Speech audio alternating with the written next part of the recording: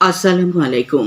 দুপুর ১২টা ১০ বাংলাদেশ বেতার রংপুর। স্থানীয় খবরে আমন্ত্রণ জানাচ্ছি কামরুল লায়লা।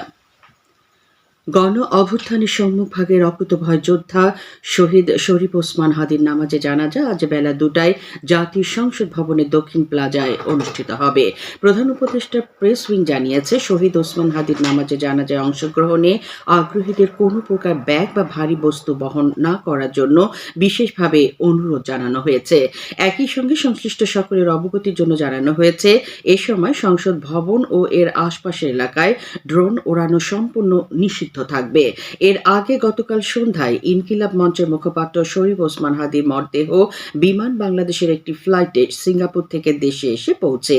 বিমানবন্দর থেকে তার মরদেহ রাজধানী জাতীয় হৃদরোগ ইনস্টিটিউটের হিমঘরে রাখা হয়েছে। আজ তার মরদেহ ঢাকা বিশ্ববিদ্যালয় কেন্দ্রীয় মসজিদে নিয়ে যাওয়া হবে। শহীদ ওসমান হাদির অকাল মৃত্যুতে আজ একদিনের রাষ্ট্রীয় শোক পালন করা হচ্ছে। এই শোক দিবসে দেশের সব সরকারি, আধা সরকারি, স্বায়ত্তশাসিত প্রতিষ্ঠান, শিক্ষা প্রতিষ্ঠান সহ সরকারি, বেসরকারি ভবন এবং বিদেশে বাংলাদেশ মিশনগুলোতে জাতীয় পতাকা অর্ধনমিত রাখা হয়েছে। দেশের সকল নাগরিককে কয়েকজন বিচ্ছিন্ন উগ্র গোষ্ঠীর দ্বারা সংগঠিত নতুন ধরনের সহিংসতার বিরুদ্ধে দৃঢ় সতর্ক থাকার আহ্বান জানিয়েছে সরকার।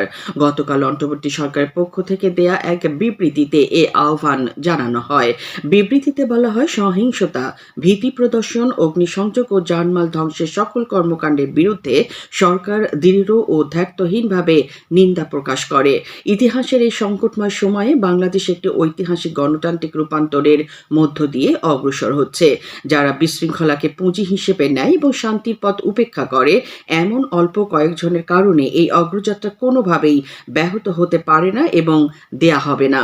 বিবৃতিতে আরও বলা হয়, আসন্ন নির্বাচন ও গণভোট কেবল রাজনৈতিক অনুশীলন নয়, এগুলো একটি গুরুতর জাতীয় অঙ্গীকার।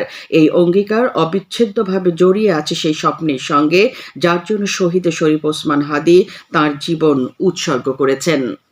হাদির আত্মত্যাগ ও স্মৃতির প্রতি সম্মান জানাতে হলে সংযম, দায়িত্বশীলতা এবং ঘৃণা প্রত্যাখ্যানের প্রতি অবিচল অঙ্গীকার প্রয়োজন বলে সরকার উল্লেখ করেছে। সংবাদ মাধ্যমের উপর সাম্প্রতিক হামলা প্রসঙ্গে বিবৃতিতে জানানো হয়, দ্য ডেইলি স্টার, প্রথম আলো ও নিউ এজ এর সাংবাদিকদের পাশে রয়েছে অন্তর্বর্তী সরকার। সাংবাদিকরা যে সন্ত্রাস ও সহিংসতার শিকার হয়েছেন তার জন্য গভীর দুঃখ প্রকাশ করা হয়।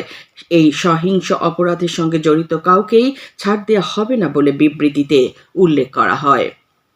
জুলাই গণ অভ্যুত্থানের সম্মুখভাগের যোদ্ধা ও ইনকিলাব মঞ্চের মুখপাত্র শরীফ ওসমান হাদির মৃত্যুতে রংপুরে শোক র্যালি ও সমাবেশ অনুষ্ঠিত হয়েছে।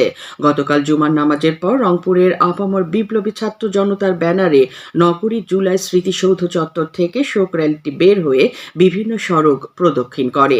বিএনপি, জামায়াতে ইসলামী, জাতীয় নাগরিক পার্টি, ছাত্রদল, ছাত্র শিবির, জাতীয় ছাত্র শক্তি, গণ অধিকার পরিষদ ও গণসংহতি আন্দোলন সহ বিভিন্ন রাজনৈতিক দলের নেতাকর্মীরা এতে অংশ নেন। এর আগে জুলাই স্মৃতিসৌধ চত্বরে সর্বদলীয় প্রতিবাদ সমাবেশে ওসমান হাদির আত্মার মাগফিরাত কামনায় মোনাজাত করা হয়।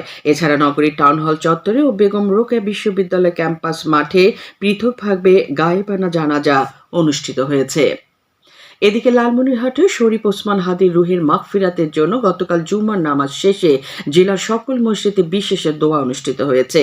এছাড়া জয়পুরহাট, কুড়িগ্রাম ও গাইবান্ধা জেলা সহ অন্যান্য জেলা ও উপজেলাতেও শহীদ শরীফ ওসমান হাদির রুহের মাগফিরাত কামনা করে বিশেষ দোয়ার আয়োজন করা হয়।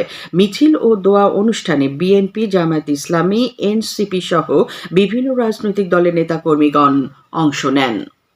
রংপুর জেলা স্কুল মাঠে 10 দিনব্যাপী বিসিক উদ্যোক্তা মেলা শুরু হয়েছে।